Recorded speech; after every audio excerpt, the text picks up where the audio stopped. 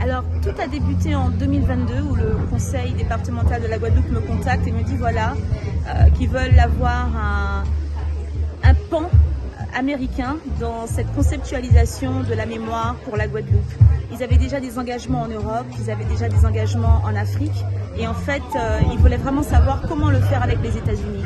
Et donc, nous avons travaillé avec mon équipe à Howard University pour proposer en fait des sites qui étaient peut-être les plus importants aux États-Unis parce qu'il ne faut pas juste regarder les succès mais aussi les défis et des personnes qui ont bien remonté les défis.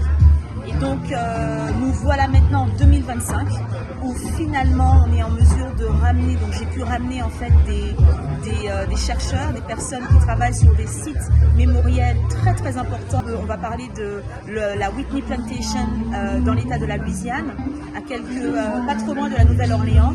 On avait ensuite Mount Vernon de George Washington, le premier président des États-Unis, qui lui aussi a eu des esclaves.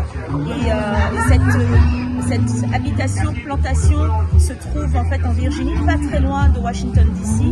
Et le troisième lieu que beaucoup de personnes ignorent et qui, quand même, pour moi, c'est effarant, c'est qu'il y a à New York City, à Manhattan, dans le sud de Manhattan, le plus grand cimetière d'esclaves. Il y a très peu de personnes qui le savent. Donc il me fallait aussi avoir les personnes qui travaillent pour ce site, ce mémorial, qui soient présents avec nous aujourd'hui. Le public a été vraiment emballé, ils étaient scotchés et on était là quand même assez longtemps.